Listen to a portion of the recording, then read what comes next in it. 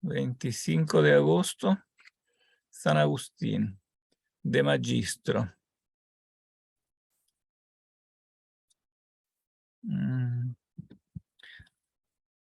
Ayer dimos por concluida la introducción histórica, a pesar que algunas cosas faltaron, pero igual las iremos completando a medida que se presente, la ocasión. Hoy vamos a partir con el de Magistro, o sea, vamos a volver un poquito atrás a Agustín, aunque no trata directamente el tema de los universales ex professo, porque como tema ex professo, este tema digamos, se formalizó en el siglo XI, entonces mucho más tarde, como debate formal acerca de los universales. Pero obviamente el problema era antiguo, digamos, existía. El problema se remonta obviamente a Platón.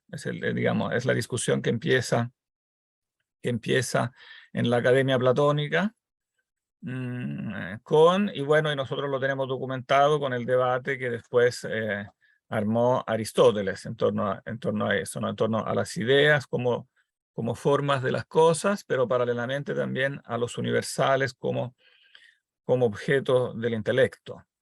Entonces el problema nace dentro de la Academia Platónica y después se sigue debatiendo en la academia, en la escuela peripatética, y después sigue, digamos, durante toda la época imperial hasta el cierre prácticamente de las escuelas filosóficas antiguas.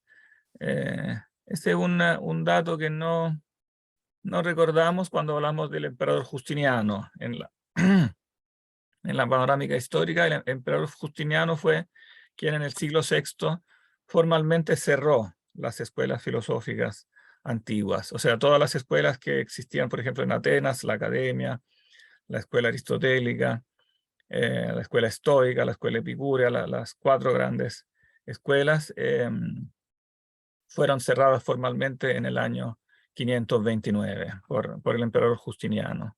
Pero evidentemente digamos, las tradiciones filosóficas que tenían fuerza se mantuvieron igualmente, no como enseñanza formal, pero las ideas, evidentemente, los libros estaban ya en la tradición y los autores mismos cristianos, o sea, siguieron absorbiéndola, siguieron debatiéndola. Y bueno, se retomó este debate en Europa después, digamos, con el Renacimiento que nosotros vimos del siglo XI, siglo XII.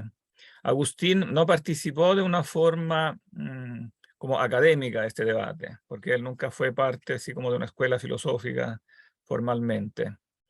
Pero por eso mismo es interesante leer el de Magistro, precisamente porque no es tan técnico, o sea, no parte como de la base, como de una enseñanza formal de una escuela, sino que en el fondo parte de un modo como bastante ingenuo, preguntándose por el tema como partiría cualquier persona, claro, con cierta inquietud filosófica, pero sin tener como ya preconfeccionados unos esquemas, una enseñanza de escuela.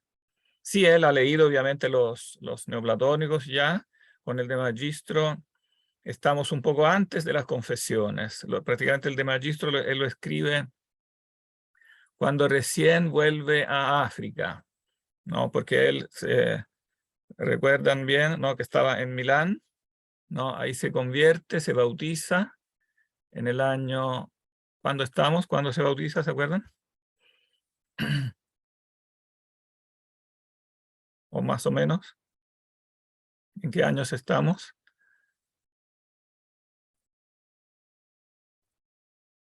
¿Se acuerda, por ejemplo, Andrew?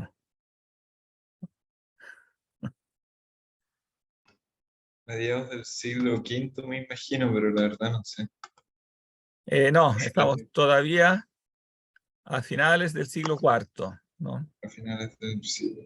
Porque Agustín nace a la mitad del siglo IV, 354, y se convierte como a los 33, se bautiza como a los 33, en el año 387.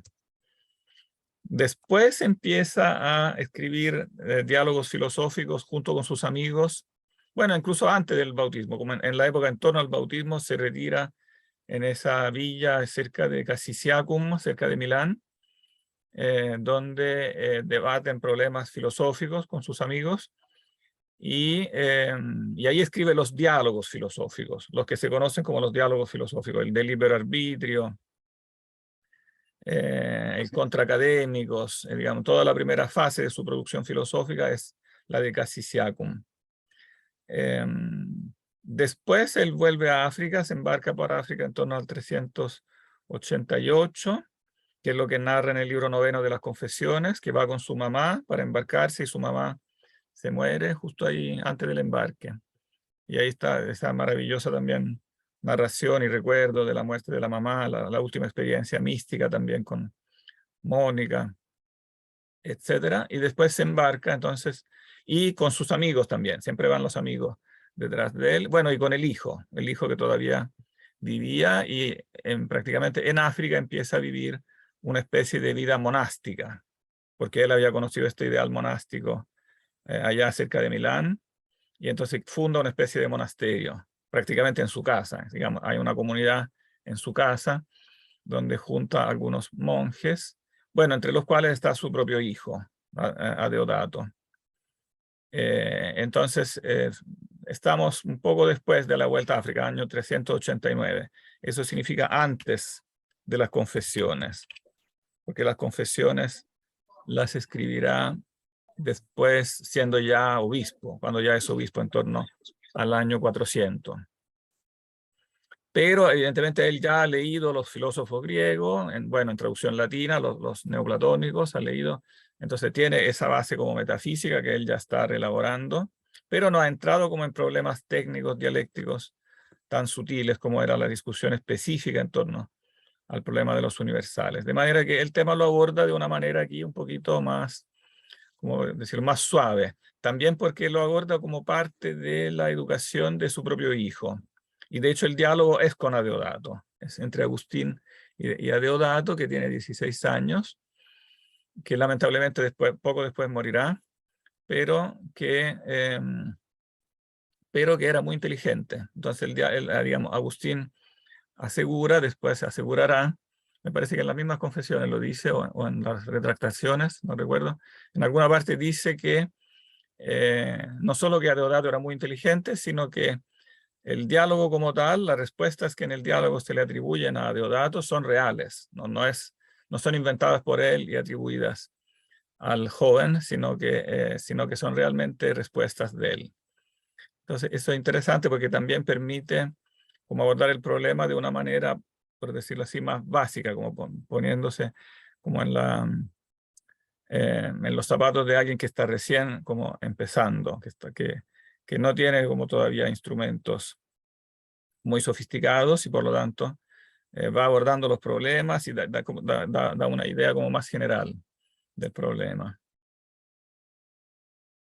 Bien. Voy a compartir el texto para que empecemos ya a leerlo sin más. Tengo que repasar cómo se hace eso porque uno pierde al tiro la costumbre. Compartir pantalla.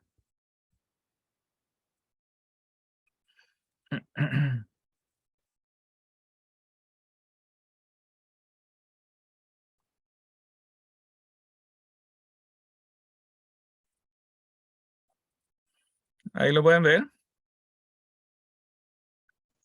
Sí, se ve. Perfecto. Bueno, esto como siempre yo lo bajé en Word de la traducción de la BAC que está subida a la página de augustinus.it y le voy haciendo correcciones. Las correcciones son básicamente donde cambia de color la letra. Aquí me olvidé a veces de los colores, entonces a veces le puse diferentes colores. Es en rojo y después pasa al azul, pero lo que cambia de color son las correcciones que yo le he hecho. Y los colores no, evidentemente. Los colores son simplemente como evidenciados. Bien, entonces el diálogo gira en torno al tema del maestro. Concretamente la pregunta es si alguien puede ser maestro de alguien, ¿no? O sea, ¿o qué significa enseñar? Docere. ¿Qué hago yo cuando enseño algo? En el sentido más básico en el fondo de la filosofía del lenguaje. O sea, ¿qué es el lenguaje?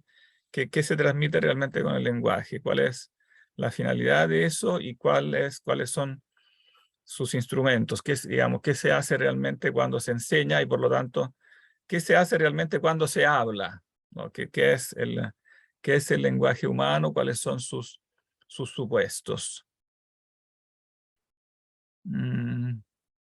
Bien, vamos a leerlo como diálogo. Entonces necesitamos un Agustín y un Adeodato. ¿Quién va a ser Agustín?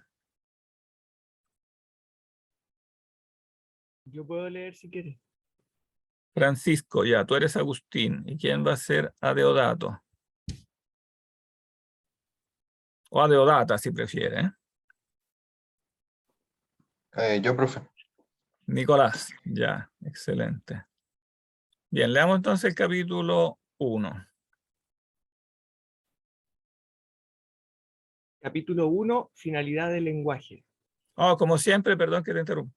Como siempre, estos títulos son agregados por el editor, ¿eh? Así que no hay que dejarse, pero digamos que más o menos ayudan para resumir. Parte nomás. Punto 1, Agustín. ¿Qué te parece que pretendemos cuando hablamos? Por lo que ahora se me alcanza, o enseñar o aprender.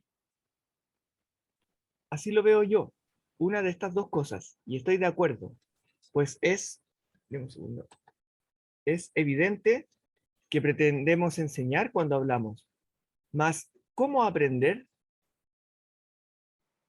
¿Cómo piensas tú? ¿No será preguntando? Entiendo que aún entonces no queremos otra cosa que enseñar, porque dime, ¿interrogas por otra causa que por enseñar qué es lo que quieres a aquel a quien te diriges? Es verdad. Ya ves, con la locución no pretendemos otra cosa que enseñar. No lo veo claramente, porque si hablar no es otra cosa que emitir palabras, también lo hacemos cuando cantamos. Y como lo hacemos solos, muchas veces, sin que haya nadie que aprenda, no creo que pretendamos entonces enseñar algo.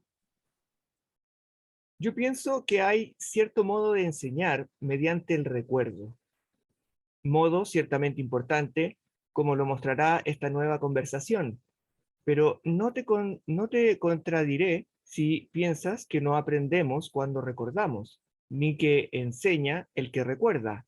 Quede firme ya desde ahora que nuestra palabra tiene dos fines, o enseñar o despertar el recuerdo en nosotros mismos o en los demás, lo cual hacemos también cuando cantamos, ¿no te parece así? De ninguna manera, pues es muy raro que yo cante para recordar, y no más bien por deleitarme. Veo lo que piensas, mas no te das cuenta de que lo que te deleita en el canto no es sino cierta modulación del sonido, y porque esta modulación puede juntarse con las palabras o separarse de ellas, por eso el hablar y el cantar son dos cosas distintas, porque también se canta con las flautas y la cítara y cantan también las aves. Y aún nosotros a veces sin palabras emitimos ciertos sonidos musicales que merecen el nombre de canto, mas no el de locución. ¿Tienes algo que oponer a esto? Absolutamente nada. ¿Te parece pues que la locución no tiene otro fin que el de enseñar o recordar? Lo creería, de no moverme a lo contrario, el pensar que al orar hablamos y que, no obstante, no se puede creer que enseñemos o recordemos algo a Dios. A mi parecer ignoras que, que se nos ha mandado orar con los recintos cerrados, con cuyo nombre se significa lo interior del corazón, porque Dios no busca que se le recuerde o enseñe con nuestra locución que nos conceda lo que nosotros deseamos. En efecto, el que habla muestra exteriormente el signo de su voluntad por la articulación del sonido, y a Dios se le ha de buscar y suplicar en lo íntimo del alma racional, que es lo que se llama hombre interior. Pues pues ha querido que éste fuese su templo. ¿No has leído en el apóstol? ¿Ignoras que sois templo de Dios y que el Espíritu de Dios habita en vosotros? ¿Y que Cristo habita en el hombre interior? ¿Y no has advertido que en el profeta, hablad en vuestro interior y en vuestros lechos compungidos, ofreced sacrificios de justicia y confiad en el Señor? ¿Dónde crees que se ofrece el sacrificio de justicia sino en el templo de la mente y en lo interior del corazón? Y en el lugar del sacrificio, allí se ha de orar, por lo cual no necesita locución, esto es, palabras sonantes, cuando oramos, a no ser tal vez como hacen los sacerdotes para manifestar sus pensamientos, no para que los oiga Dios, sino los hombres, y que asintiendo en cierto modo se elevan hacia Dios por el recuerdo. ¿Piensas tú de otra manera? Asiento completamente a ello.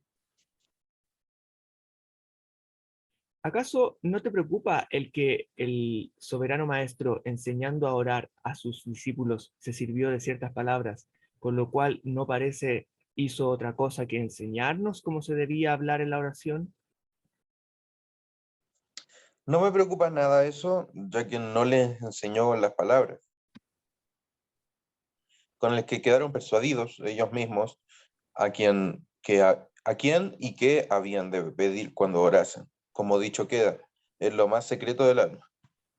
Perdona, ahí faltó sino su significado. Sí, te saltaste unas palabras importantes. Claro, no les enseñó las palabras, sino su significado. Claro. Mm. Lo has entendido perfectamente. Creo también que has advertido al mismo tiempo, aunque alguno defienda lo contrario, que nosotros, por el hecho de meditar las palabras, bien no emitamos sonido alguno, hablemos en nuestro interior y que por medio de la locución lo que hacemos es recordar cuando la memoria en la que las palabras están grabadas trae dándoles vueltas a la mente las cosas mismas de las cuales son signos las palabras. Lo entiendo y acepto.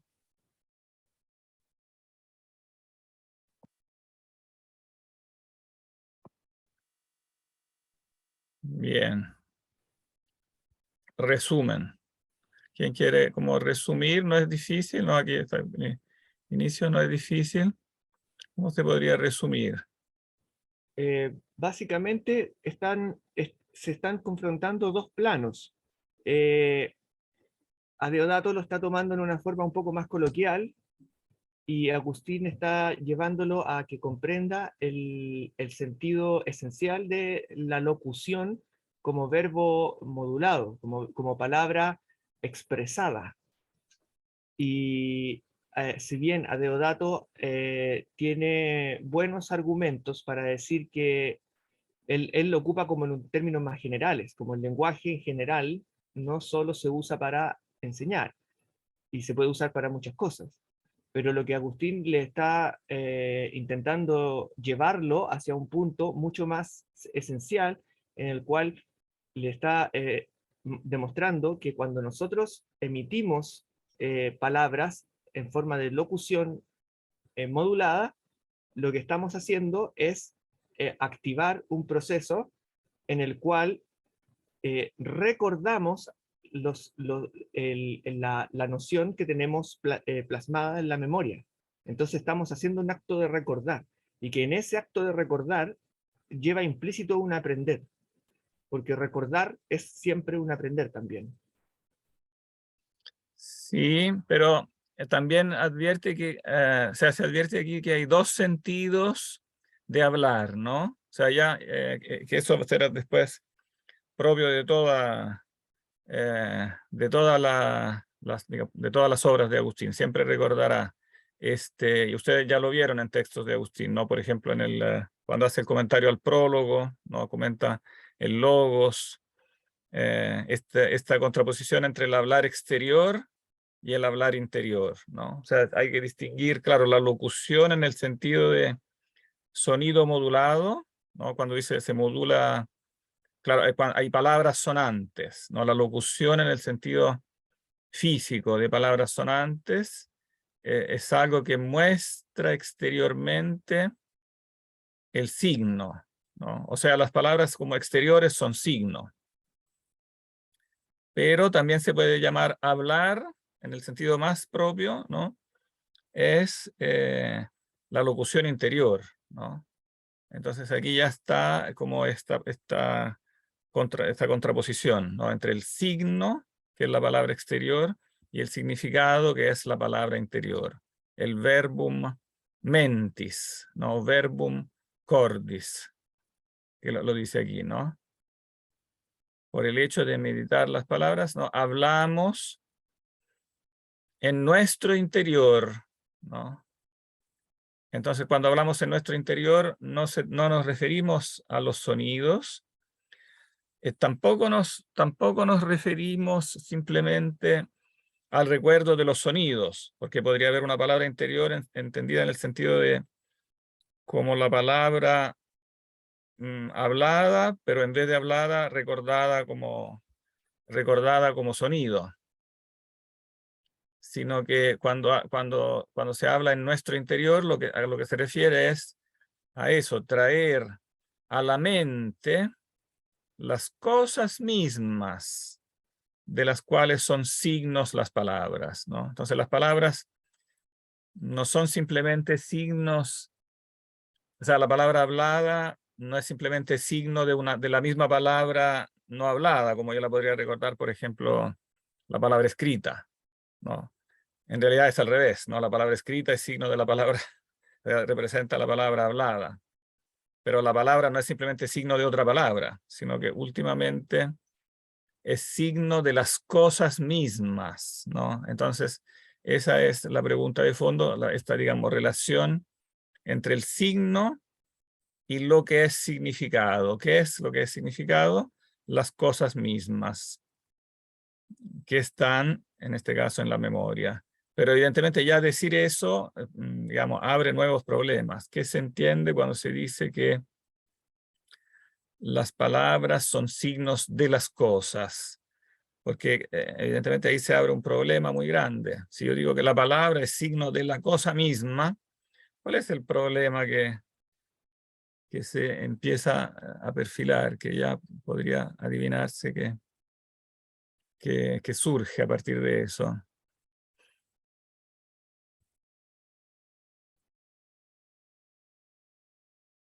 Voy a hacer la pregunta de una manera quizás más precisa. Si yo digo que hablo para enseñar, ¿no? Entonces supongo que la persona que aprende no sabe lo que le voy a enseñar. Y entonces no conoce las cosas mismas, ¿no? No conoce las cosas mismas de las cuales yo le quiero hablar, pero todo lo que yo puedo darle son signos, ¿no? Entonces, ¿cómo pasa después la persona del signo a la cosa? Porque el signo tiene que significar algo, ¿sí? Pero es claro que el signo funciona cuando yo doy por supuesto que la cosa ya está en la mente de otro, ¿no? Pero si no está, cuando yo digo que se la quiero enseñar, estoy suponiendo que no está, ¿no? Entonces, ¿cómo entra la cosa misma, ¿no? a la mente de la persona, si todo lo que yo le puedo dar son meros signos, ¿no? Bueno, aquí no está todavía formulado el problema, pero pronto saldrá a flote ese problema, que es como el problema clave de todo este asunto. Digamos entonces con el 2, porque ahí va ahondando en esto. No sé si hay otros voluntarios para que descansen los anteriores.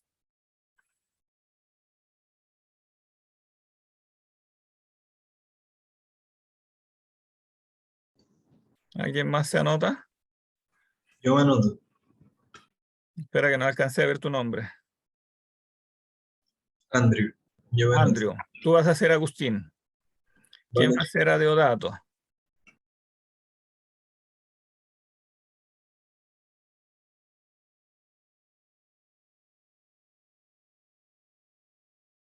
A Deodato dice cosas muy inteligentes, ¿eh?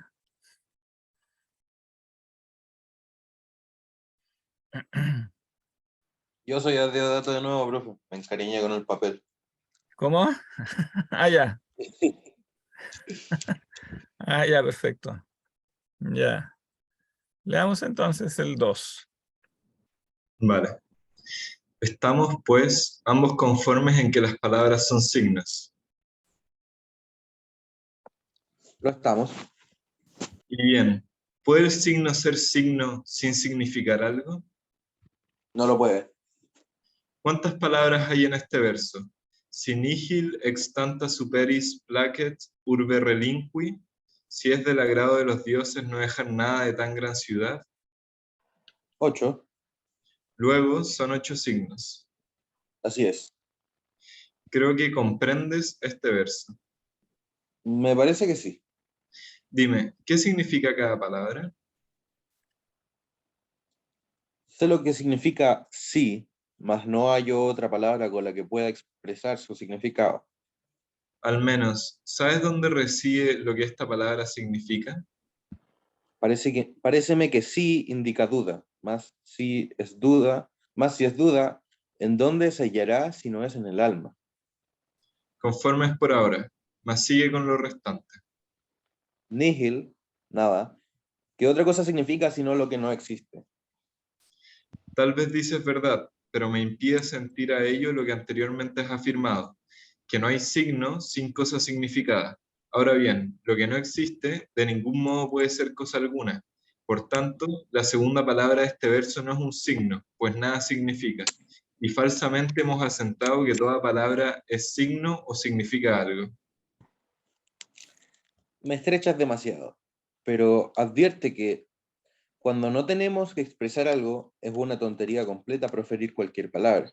Y yo creo que tú, al hablar ahora conmigo, no dices ninguna palabra en vano, sino que todas las que salen de tu boca me las ofreces como un signo, a fin de que entienda algo. Por lo cual, tú no deberías proferir hablando estas dos sílabas, si con ellas no significabas nada. Más si, por el contrario,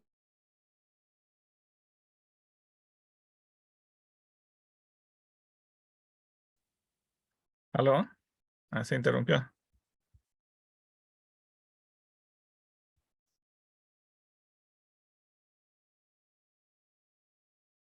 No, parece que salió de la línea.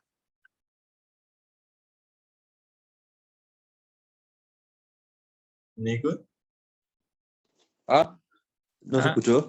¿aló? No, como no, que no se se escuchó una cortó. parte. Ahora parece que volviste. No, bueno, ¿qué parte no se escuchó?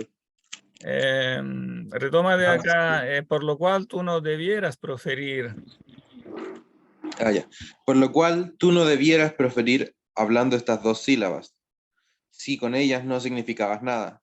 Más si, por el contrario, crees ser necesaria su enunciación, y que con ellas aprendemos o recordamos algo cuando suenan en nuestros oídos, ciertamente verás también lo que quiero decir y que no sé cómo explicar.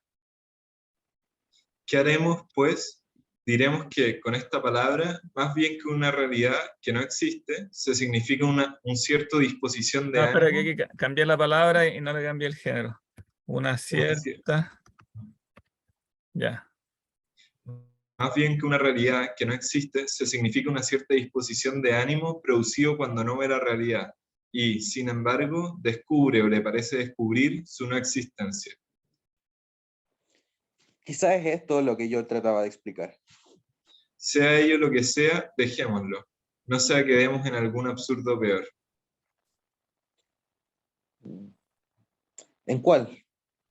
En que nos detengamos, siendo que nada nos detenga. Ciertamente es una cosa ridícula, y sin embargo no sé cómo veo que pueda suceder. Mejor dicho, veo claramente que ha sucedido. En su momento comprenderemos más perfectamente, si Dios lo permitiere. No, esperen un momentito, porque aquí hay un punto importante. Antes de seguir, vale la pena subrayarlo. ¿Qué es lo interesante de esta parte? ¿Qué empieza a salir a flote aquí, en esta discusión? O sea, están hablando de palabras que no reflejan una cosa Ah, específicamente. Una cosa, claro, una cosa en el sentido, ¿en qué sentido de la palabra cosa? Porque la palabra cosa, en toda esta discusión, tiene que tener siempre bien presente que la palabra cosa que nosotros usamos es ambigua, ¿no? Por ejemplo, claro, aquí cuando decimos la palabra sí, se refiere a una cosa, o sea, si cosa, depende de qué se entienda con la palabra cosa, ¿no? Si por cosa, ¿qué se puede entender por la palabra cosa? ¿Qué hace aquí la ambigüedad? A una noción, a una idea, como a algo que tenemos en nosotros. Claro, algo que, por ejemplo, sí, ¿no? Evidentemente, a Deodato sabe que significa algo, ¿no? Aun cuando no encuentra un sinónimo, no hay otra palabra como sinónima, ¿no? Con que se puede expresar su significado. Entonces Agustín le facilita el camino, ¿no? ¿Sabes dónde reside? O sea, ubinam, ¿dónde está? Lo que esta palabra significa. Entonces, este dónde está, evidentemente, no es un lugar físico, ¿no? No es dónde está, si está aquí en África o si está en América. No, dónde está es como en el fondo, en qué dimensión ontológica está, ¿no? Y entonces, Adeodato agudamente contesta, ¿en dónde se hallará si no es en el alma? Entonces, claro, es una cosa que está en el alma. Entonces, no es una cosa en el sentido de cosa concreta, ¿no? Sino que, claro, podemos decir, como tú dices, con términos más técnicos, estar en el alma significa, en el fondo, ser una noción, es una noción. O sea, está en el alma en el sentido de estar en la mente, no, está su lugar de residencia, es en la mente, por lo tanto, en un plano de realidad que no es el plano concreto, real, ni menos material, no es el plano del ente material. Oh, y más claramente todavía se ve con la siguiente palabra, ¿no? La siguiente palabra que es fundamental, ¿no? Una palabra muy importante, la palabra nil, ¿no? La palabra nada. Porque aquí con la mayor claridad salta a la vista como la aporía, ¿no? Porque hemos dicho que no hay signo sin cosa significada, y la nada evidentemente no es una cosa significada, no es una cosa. Si por cosa entendemos una cosa real, no, una cosa real. Bueno, la palabra real pasará después a ser una palabra técnica y hasta el día de hoy nos entendemos cuando decimos cosa real, ¿no? En contraposición a una cosa de otro tipo, que refleja evidentemente la palabra latina res, ¿no? Por res se entiende la cosa sustancial, ¿no? Una sustancia por contraposición a una entidad no sustancial, ¿no? Y en el caso de la nada, esta contraposición es evidentemente, es muy evidente, ¿no? La palabra nada no puede significar una cosa real porque precisamente significa una no cosa. Nada es una no cosa. Entonces Agustín le hace le hace una afirmación trampa, ¿no? Le dice, entonces si es así, la segunda palabra de este verso no es un signo, pues no significa nada, ¿no? Y entonces falsamente hemos dicho que toda palabra es signo o significa algo, ¿no? Pero a Deodato no se deja arrastrar a la trampa. No, le dice, bueno, en verdad me estrechas, o sea, me estoy en un problema, pero claramente entiendo que si tú dices una palabra, no la dices en vano, ¿no? Entonces, cuando tú dices la palabra nada, no es lo mismo que no decir nada. No, digamos, algo estás diciendo cuando dices nada, ¿no? Aunque parezca raro. Entonces, también la palabra nada significa algo, ¿no? A pesar de que parece contradictorio, ¿no? Bueno, aquí evidentemente, ¿qué hay detrás de o sea, por qué esta contradicción es solo aparente? Bueno, lo dice en realidad después Agustín, cuando dice, diremos que con esta palabra, más bien que una realidad, ¿no? Una res, que no existe, se significa una cierta disposición de ánimo producido cuando no ve la realidad, ¿no? O sea, cuando uno descubre la no existencia de algo. O sea, entonces, en otras palabras, esta palabra nada, si yo quisiera decir que es signo de algo, tendría que decir que es signo de ¿qué? De una noción, de una idea. Claro, nuevamente por disposición de ánimo. Claro, aquí no ha llegado a la, como a la formulación técnica todavía, lo dice de una manera un poco amplia, ¿no? Una cierta disposición de ánimo. O sea, es algo que está en mí. La palabra nada es signo de algo que está en mí, no de algo que está en la realidad fuera de mí o la realidad concreta o sustancial, ¿no? Y entonces, claro, expresado de una forma más técnica, podemos decir, se significa una noción, ¿no? Y esta noción entonces indica una ausencia de algo, ¿no? Bueno, esta reflexión sobre la nada, por cierto, él también aquí la está expresando de esta manera como más básica, ¿no? Pero es algo que evidentemente ya estaba en la discusión filosófica, ustedes lo han encontrado seguramente, por ejemplo, en la metafísica de Aristóteles, ¿no? Que digamos, las negaciones, por ejemplo, en el libro cuarto, ¿leyeron el libro cuarto de la metafísica o no? Sí, en Antigua, ¿o no? En Antigua lo leyeron. Ah, ya, perfecto. Bueno, pero vale la pena repasarlo, ¿eh? Echarle una nueva leída, porque va a ser esencial para este tema. Ahí se dice, por ejemplo, ¿no? Que las proposiciones negativas muestran más claramente que las positivas, digamos, en el fondo, la existencia en la mente de las nociones, ¿no? Porque cuando yo digo aquí hay un gato, evidentemente es muy espontáneo decir, entonces la palabra gato es signo. ¿De qué es signo? Del gato que está aquí. Entonces pareciera que se refiere, que hay simplemente una relación entre el signo, la palabra gato, y este gato concreto. Una relación entre la palabra y el gato concreto. Pero cuando digo aquí no hay un gato, ¿no? Entonces, la palabra de qué es signo si el gato no está, ¿no? Entonces, ahí queda más claro y se abre el camino a pensar que en verdad digamos, la palabra no es meramente signo del gato que yo veo ahí, sino que es signo del gato que está en mi mente, no es signo en otras palabras, de la noción del gato. Solo por la noción del gato puedo decir que aquí no hay un gato.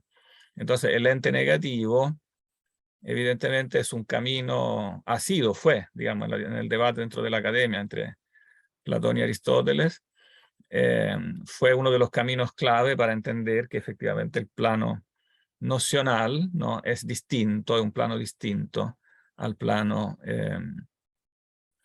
real, ¿no? Y que evidentemente que cuando Aristóteles dice que no hay ideas en el cielo, ¿no? Como dice Platón, pero eso no significa que no haya ideas en la mente. Y entonces ahí entra el debate, ¿no? De entonces, qué dimensión significan estas ideas dentro de la mente, qué significa estar en la mente, ¿no? ¿Cuál es la relación entre la idea y la mente?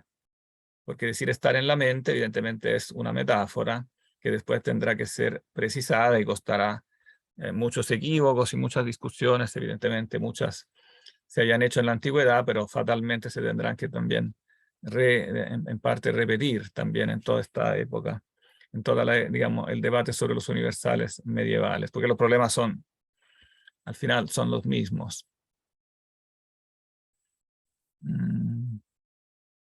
Por ejemplo, cuando se dice, fíjense que el lenguaje que se usa aquí es una disposición de ánimo, ¿no?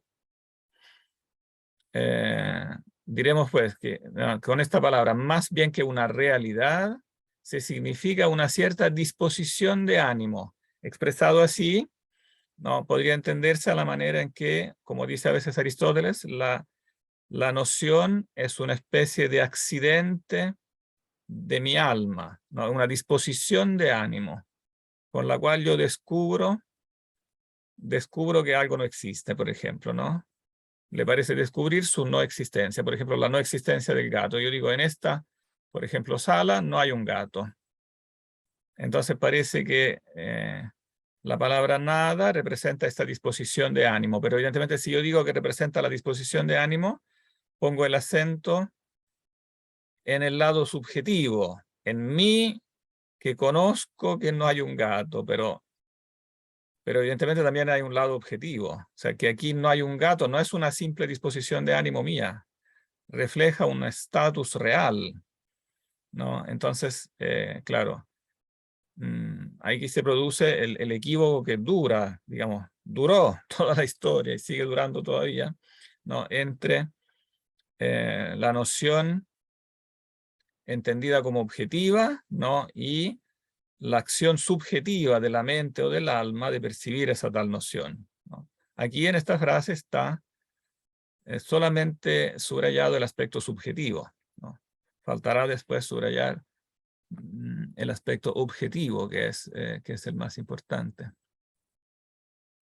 No sé si queda claro o alguna duda.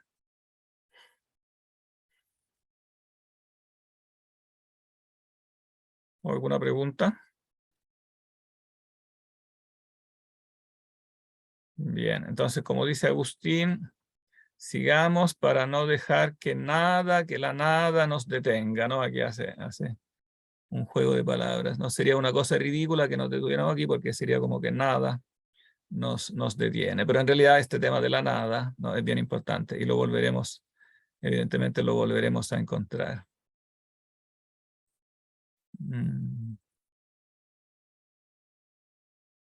Bien.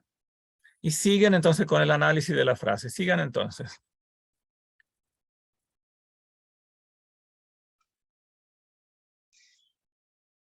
En su momento comprenderemos más perfectamente, si Dios lo permitiere, este género de contradicción. Ahora vuelve a aquel verso e intenta, según tus fuerzas, mostrar el significado de las demás palabras. La tercera es la preposición ex, en cuyo lugar podemos poner a mi entender de o de. No intento que digas por una palabra conocidísima otra igualmente conocidísima, que signifique lo mismo, si es que significa lo mismo. Mientras tanto, concedamos que es así. Si este poeta, en vez de ex tanta urbe, de tamaña ciudad, hubiera dicho de tanta, y yo te preguntase el significado de, sin duda alguna dirías que ex, como quiera que estas dos palabras, esto es, signos, significan una misma cosa según tú crees. Pero yo busco si es una sola cosa, lo que estos dos signos significan.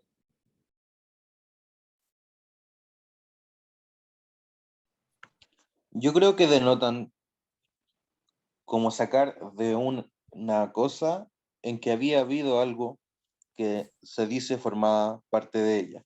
Ahora no existe esa cosa, como en este verso sucede, que no existiendo la ciudad, podían vivir algunos troyanos procedentes de la misma. Ahora exista, de lo mismo modo que nosotros decimos haber en África mercaderes procedentes de Roma.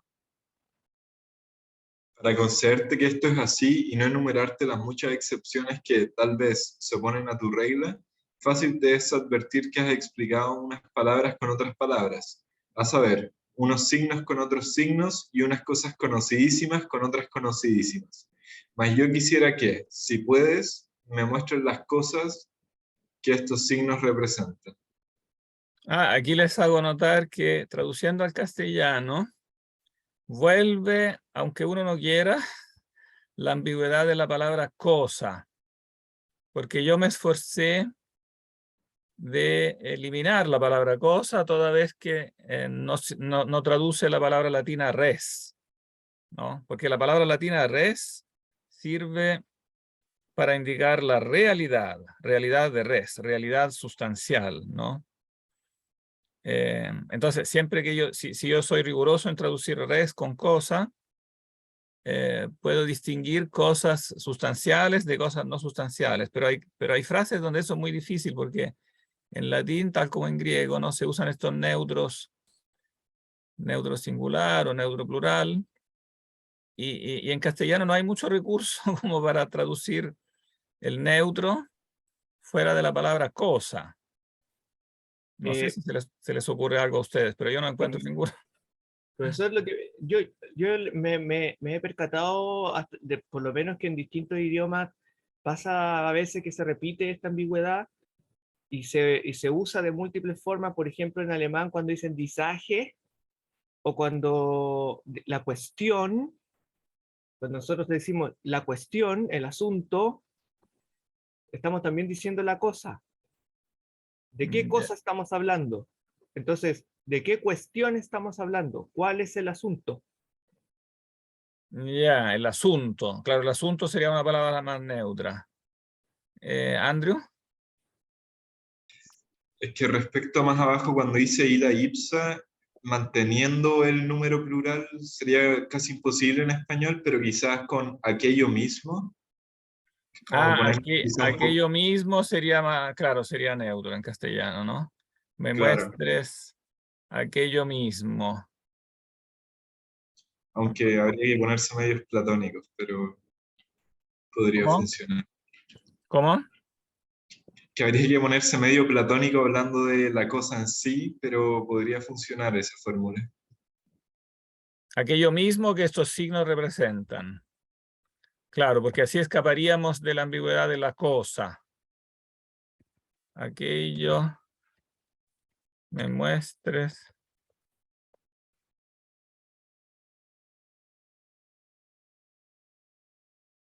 Aquello mismo que estos signos representan. Claro, aquí tenemos un neutro.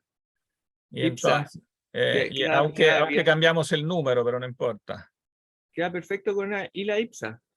Queda bien con illa ipsa. Y entonces antes también, porque antes tenemos el problema de la una sola cosa. Si es una sola cosa.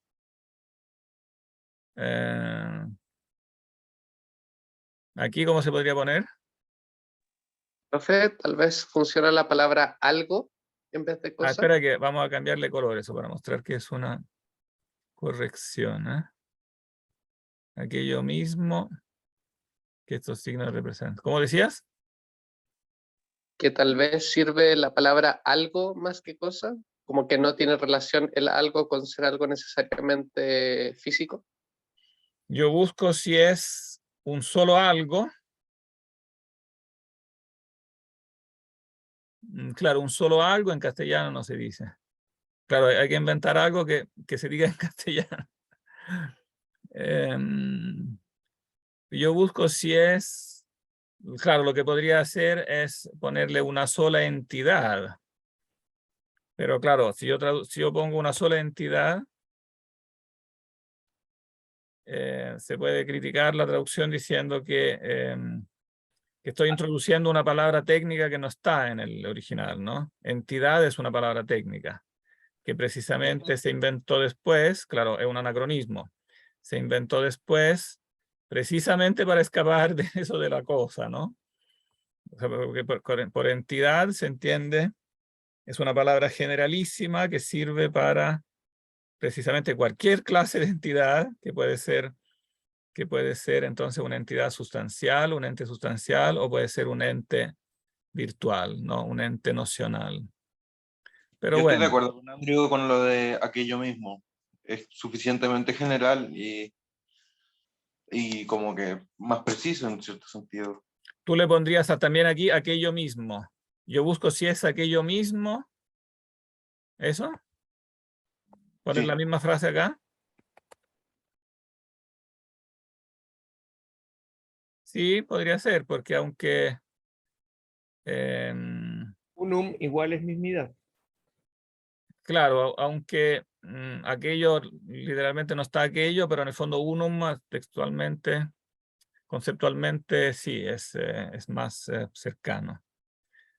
Pero yo busco si es aquello mismo o simplemente si es lo mismo. Si es lo mismo, unum.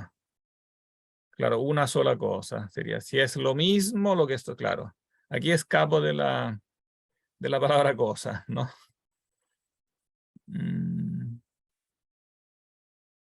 Bien.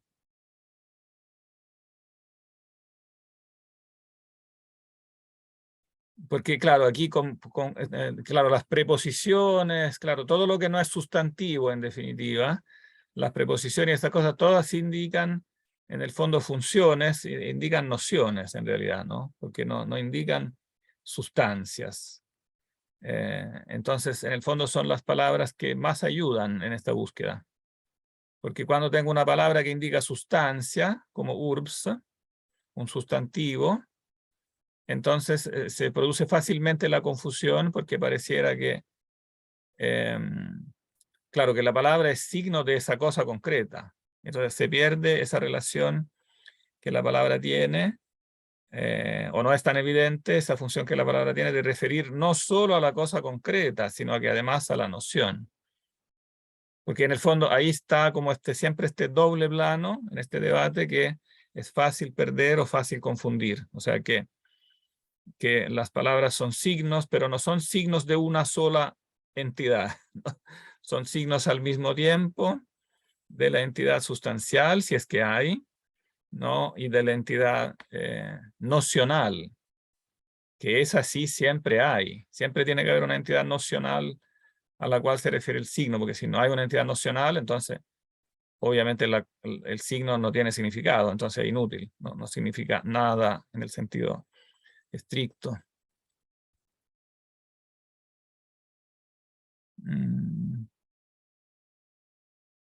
Bien. Sigamos otro poquito. Capítulo 3. No sé si habrá nuevos voluntarios.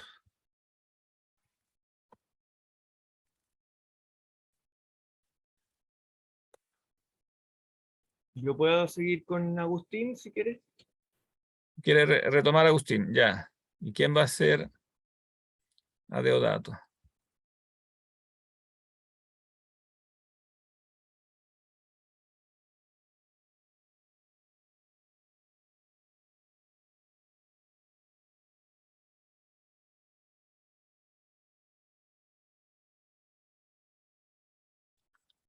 ¿Nadie se anima a ser a Deodato? Yo, profe, me parece que ya soy uno con el personaje. Ya eres a Deodato. Ya, perfecto. Bien. Ah, ya, parto yo. Me admito de que no comprendas, o mejor, de que simules no darte cuenta, de que me es absolutamente imposible dar una respuesta como tú la deseas. Pues hete aquí que estamos en conversación, en la cual no podemos menos de responder con palabras. Pero tú preguntas cosas que, cualesquiera que ellas sean, no son palabras, y sobre las cuales, no obstante, me preguntas con palabras.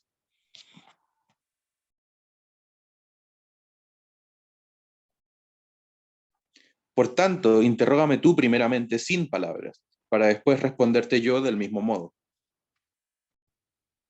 Tienes razón, lo confieso, mas si buscase qué signifiquen estas tres sílabas paries, pared, seguramente me podrías mostrar con el dedo la cosa res, cuyo signo es esta palabra de tres sílabas, de tal manera que yo la viese, y esto sin proferir tú palabra alguna, sino mostrándola. Concedo que esto puede hacerse solo con los nombres que expresan o significan cuerpos si esos mismos cuerpos están presentes. ¿Acaso llamamos al color cuerpo y no más bien a una cualidad del cuerpo? Así es. ¿Por qué pues podemos aquí demostrarlo con el dedo? ¿Acaso añades a los cuerpos sus cualidades de modo que estando presentes pueden ser enseñados sin palabras? Yo, al decir cuerpos, quería decir que se entendiese todo lo corporal, esto es, todo lo que se perciba en los cuerpos. Considera, sin embargo, si no hay también aquí alguna excepción.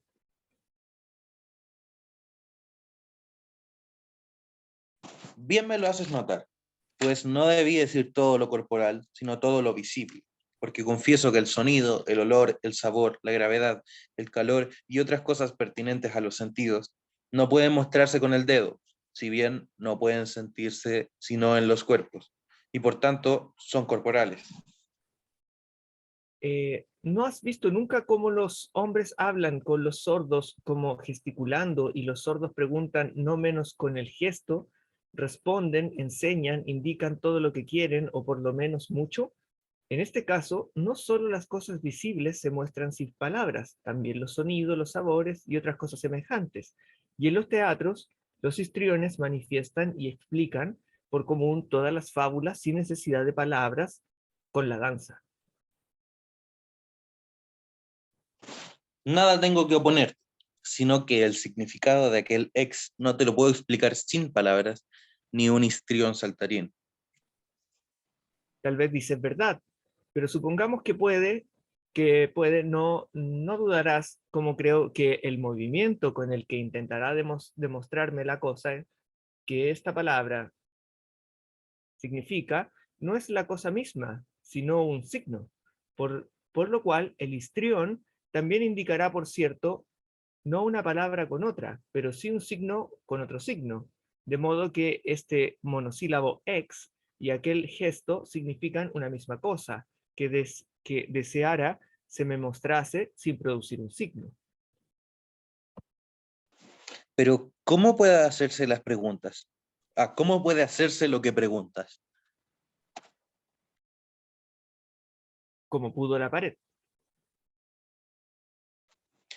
Tampoco la misma pared, por cuanto el razonamiento llegado hasta aquí ha enseñado, puede ser mostrada sin un signo, pues la intención del dedo no es ciertamente la pared, sino que se da un signo, por medio del cual pueda verse la pared. Así que nada encuentro que pueda enseñarse sin signos. ¿Qué dirías si te preguntase qué es pasear y levantándote lo hicieses? ¿No usarías para enseñármelo más bien que de palabras de la misma cosa o de algún otro signo?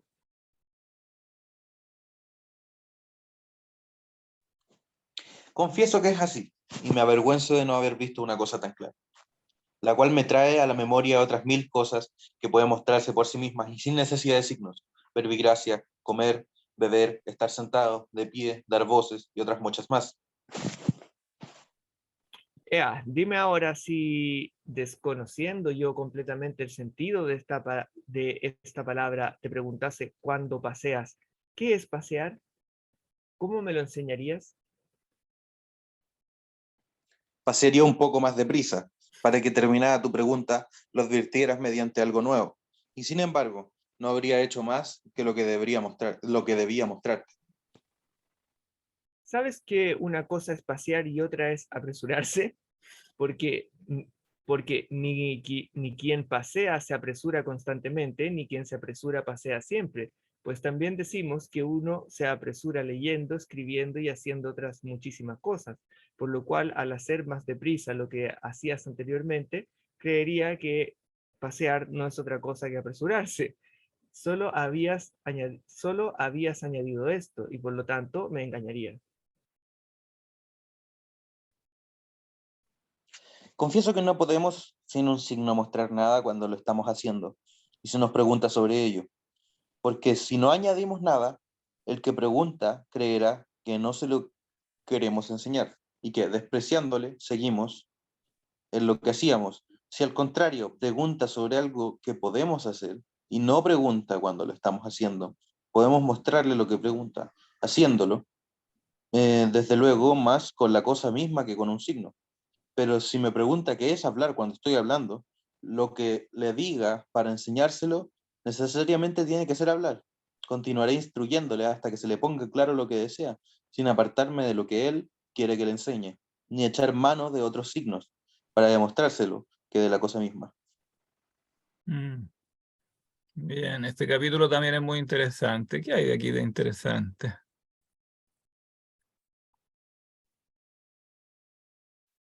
Parece Bueno, que cómo se debe enseñar las cosas sin necesidad de, eh, O sea, ¿cómo enseñar cosas sin ser un diccionario, sin explicarlo en otras palabras?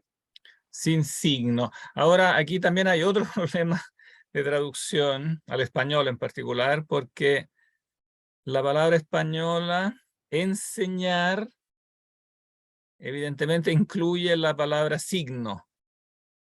O sea, la palabra enseñar viene de signo, que no es la palabra latina, porque la palabra latina es docere, que no tiene que ver con signum. Entonces, claro, no se percibe aquí tan claramente. En el castellano suena un poco raro porque se dice enseñar sin signo, ¿no? Pero bueno, se puede justificar porque aunque enseñar venga de signo, no lo percibimos tan directamente. No es como tan inmediata la percepción de eso, la que la etimología es la misma, ¿no?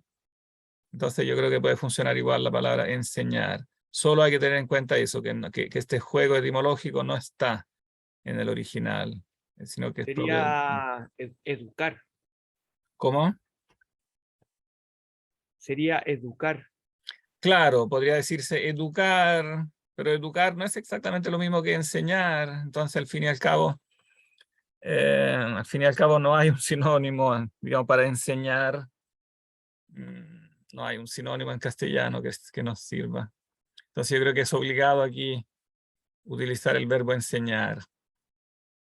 No, entonces, la pregunta que se hace aquí es, ¿puedo enseñar algo sin signo? ¿Sin signos? Y podría parecer que sí. ¿Qué les parece? ¿Que sí o que no? Lo que parece es que está como allanando el camino para mostrarle que hay una diferencia en que aquella persona que va a lograr comprender y entender algún concepto, ya tiene que tenerlo. Como que nosotros utilizamos los signos para despertar en el otro algo que ya tiene que tener incluido.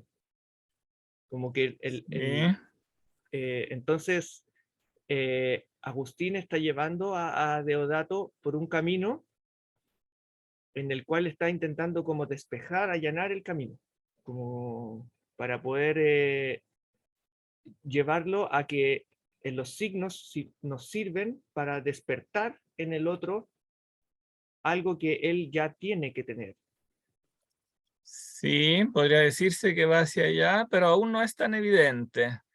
E incluso aquí podría parecer que está sosteniendo lo contrario, porque podría parecer que está sosteniendo que pueden efectivamente mostrarse las cosas mismas. O sea, en vez de, digamos, cuando él dice, bueno, pero hay cosas que yo puedo hacer.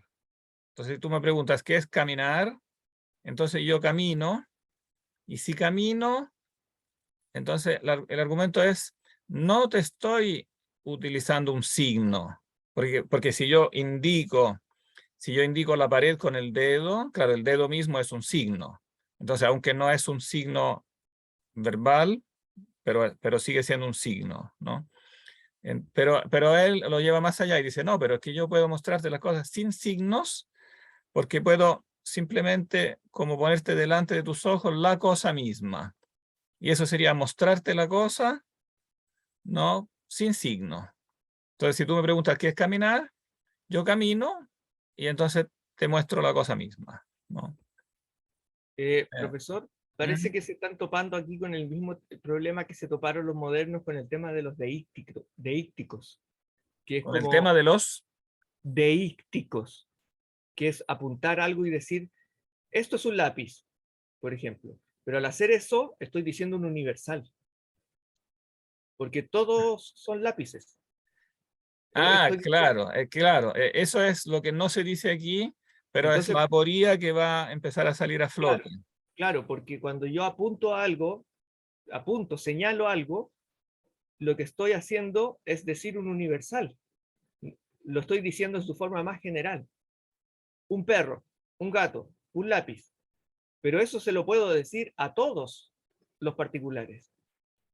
Y parece Claro, y ser, entonces y cuando yo digo, pareciera, cuando yo digo muestro la cosa misma, Claro, Fijan que de nuevo está la ambigüedad, ¿no? claro, claro, pareciera que estoy diciendo el particular, pero en vez de pero estoy usando una universal para decir el particular.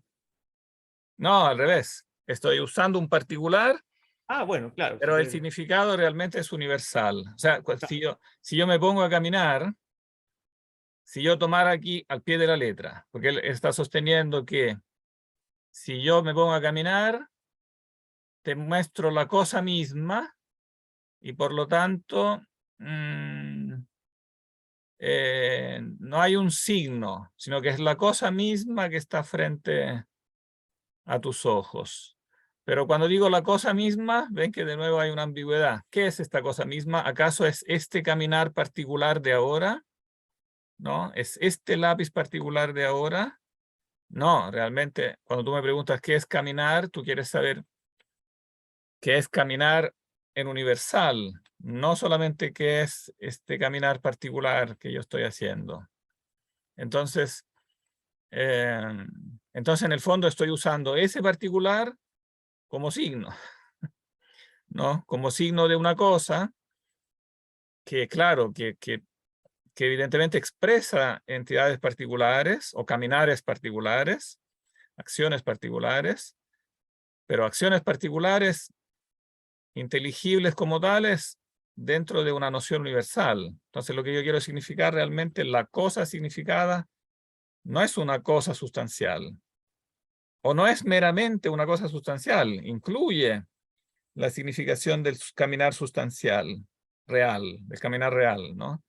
Pero para poder hacer eso también incluye, sin decirlo, el caminar universal, la noción universal del caminar, ¿no?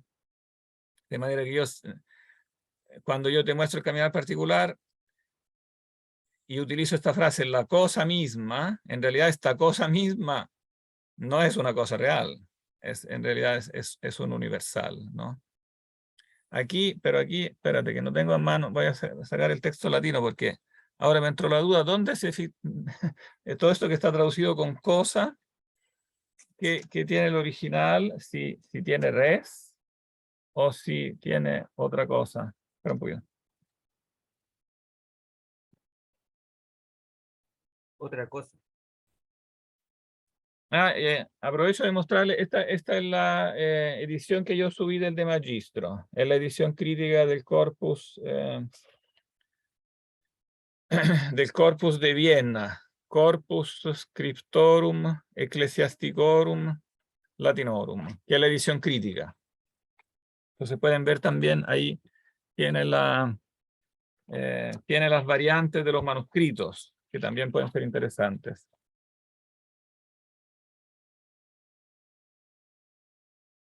En alguna parte ustedes utilizaron ya ediciones críticas, ¿no? En filosofía griega utilizaron eso o no. No, de momento. ¿No? Es bueno hacerlo, ¿eh? Cuando les toque leer un texto antiguo, siempre es bueno revisar la edición crítica. Bueno, nosotros lo hicimos para el Nuevo Testamento, ¿no? Cuando leímos el prólogo de San Juan, ahí teníamos la edición crítica con las variantes de los manuscritos. Aquí estamos en el capítulo 6, por ejemplo, ¿no? Y vamos a verificar dónde está usando la palabra cosa.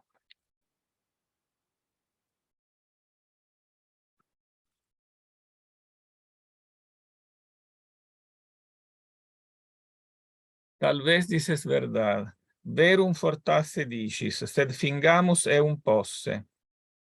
Non ut arbitror dubitas, quisque sille motus corporis fuerit, quo mi rem, ¿sí? Aquí se usa la palabra cosa.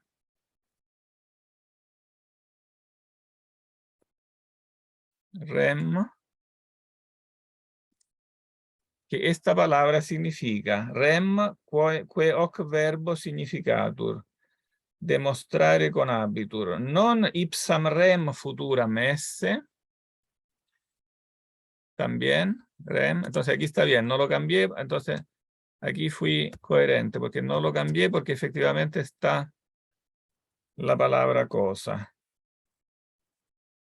ipsam rem.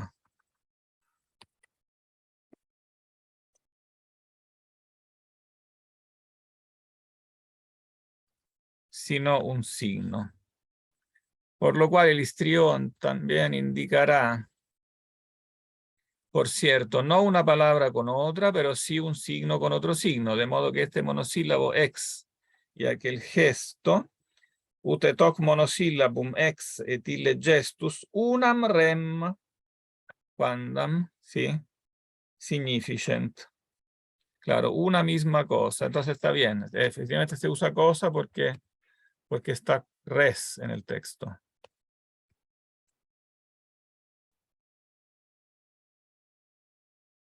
Solamente que aquí se ve, ¿no? Como la palabra res se usa aquí, la usa aquí Agustín, no en este sentido necesariamente estrictamente técnico de cosa sustancial, ¿no? Sino que tiene aquí en este texto la misma ambigüedad que tiene para nosotros cosa. Significan una misma cosa, pero que no es necesariamente una cosa sustancial, ¿no? Ahora, insisto en eso porque ese es uno de los, yo creo, uno de los avances clave que hace la filosofía medieval en este asunto con respecto a la terminología técnica, porque como veremos después en la manera en que se usa la palabra res en la época, digamos, de oro de la escolástica medieval a partir del siglo XIII, efectivamente asumirá este significado técnico, ¿no? O sea, res significará ya no genéricamente, no como para nosotros cosa, sino que significará, obviamente en el lenguaje académico, digamos, en el lenguaje técnico, ¿no? Significará cosa, realidad sustancial, ¿no? Cosa sustancial. Y entonces eso significa que se producirá un avance terminológico esencial, porque se distingue entonces el plano de la realidad sustancial, ¿no? Del plano de la realidad nocional, ¿no? El ente de razón y el ente real. Que es una distinción fundamental. Cuando esa distinción no se tiene en cuenta, todo en la filosofía se mezcla. Si yo mezclo estos dos planos, cualquier cosa que diga se vuelve ambigua y contradictoria. Profesor, en ese caso, Descartes estaría haciendo una confusión al decir res cogitans y res extensa. No, porque él por res cogitans se refiere al sujeto, a la sustancia pensante. No, la res cogitans es la sustancia pensante, no la noción pensada. Ah, ya. Claro, yo creo que Descartes ahí tiene bien clara digamos, la terminología escolástica, que res indica la sustancia. Porque parece que ocupaba también un tercer concepto que era res divina, ¿no? Claro, que indica la sustancia divina. Sí. Ah, ya. Entonces, res cogitans nos referimos solamente a como diríamos ahora, a la persona. Claro, a la persona, o podríamos decir al sujeto. Sujeto. Claro, al sujeto pensante, que él distingue, porque igual ha leído Agustín, ¿no? Que él distingue de la noción pensada, ¿no?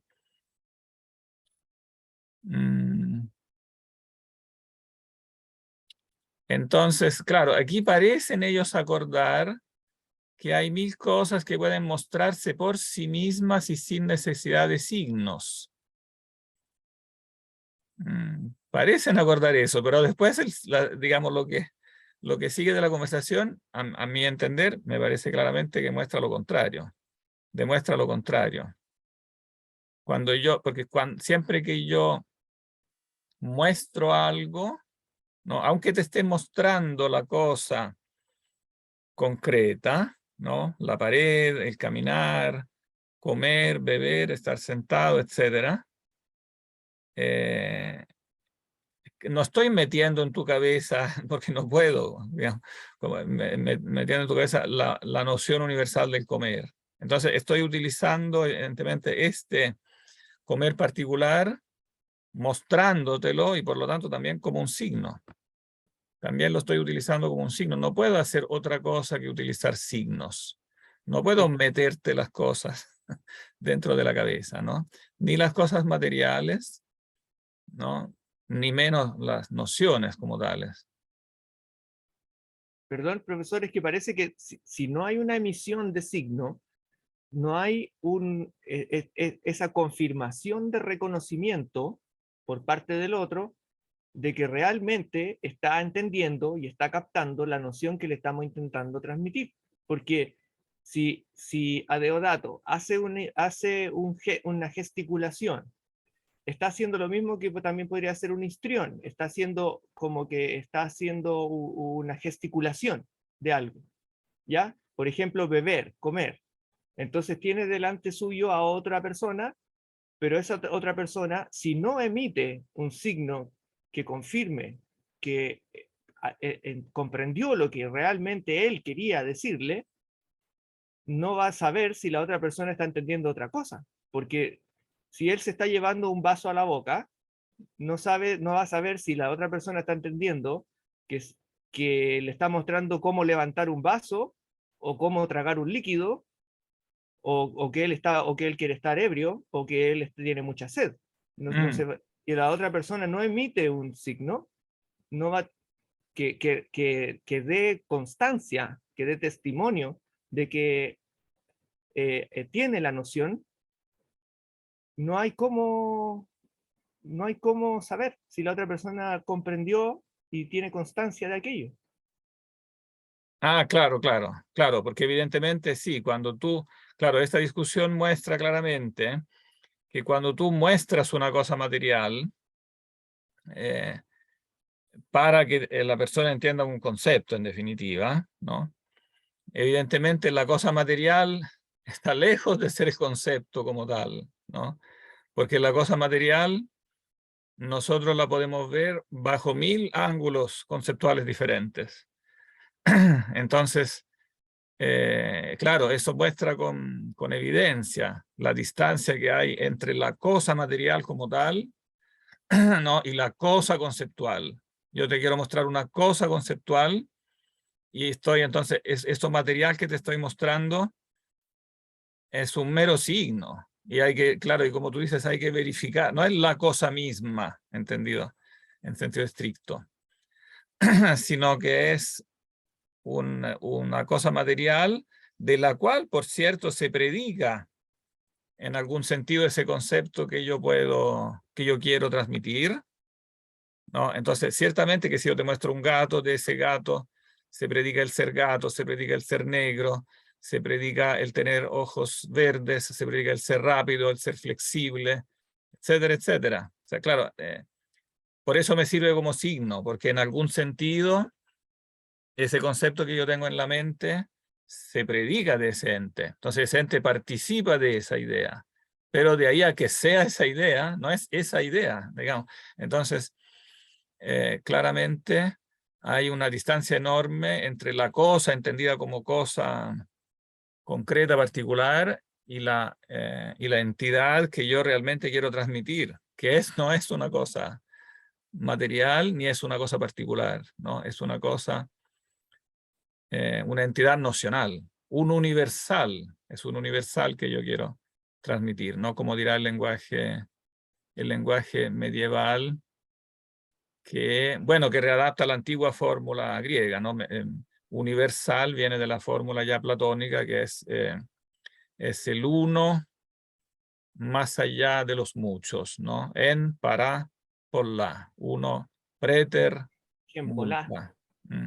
En, para, por la. Para en el sentido de más allá. Uno más allá de los, muchos. O lo que Aristóteles pues, también llama católon, ¿no? Sería el universal, católon. Profesor, también, o sea, para llevarlo a un plano más coloquial, existe un dibujo, perdón, dije, es un juego que creo que popularmente le llaman Pictionary, que es hacer dibujos y que el otro adivine el concepto.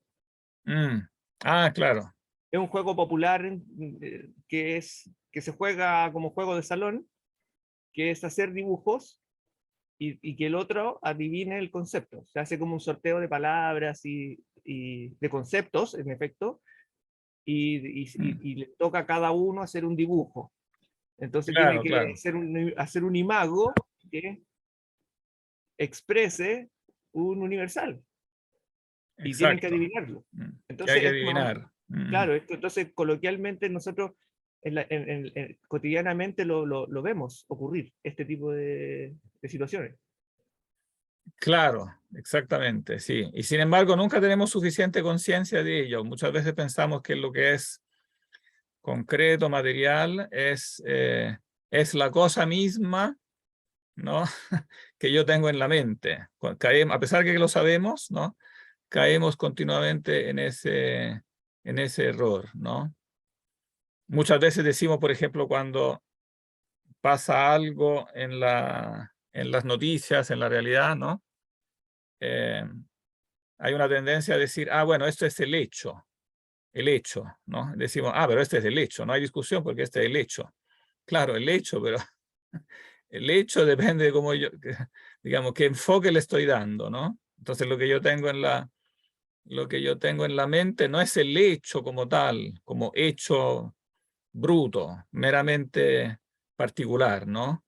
Por ejemplo, alguien le enterró un cuchillo en la espalda a alguien. Ese puede ser un hecho, ciertamente, pero yo inmediatamente digo, el hecho es que lo asesinó. El hecho es que lo asesinó, pero el asesinato es un concepto. Claro, puede que se predique efectivamente de ese hecho, pero no es el hecho. Digamos, está en un plano radicalmente diferente del hecho.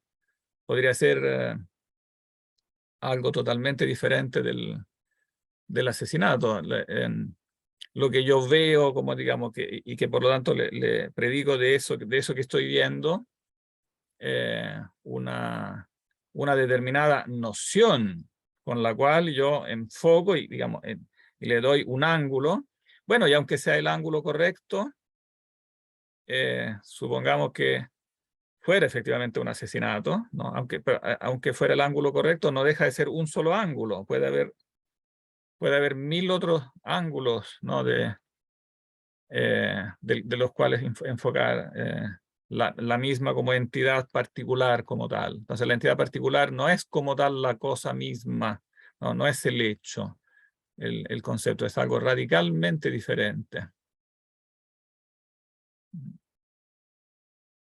Bien. No sé si los van a echar ahora de la sala o no los están molestando aún.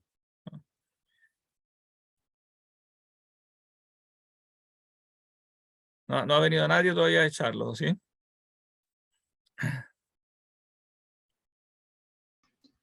Todavía no, profe, pero hay algunos que tenemos clase a las 12. Ah, tienen clase. Ah, ya. Entonces no conviene empezar otro capítulo. No sé si hay Claro. alguna última reflexión o pregunta.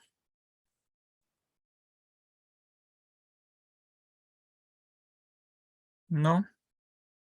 Bien, en todo caso, alcanzamos a hacer los primeros 3 capítulos que eran importantes. Entonces vamos a seguir el martes con esto mismo, en vivo, o sea, en persona, en la B9, igual que ayer. Bien, un gusto entonces. Hasta la próxima. Profe.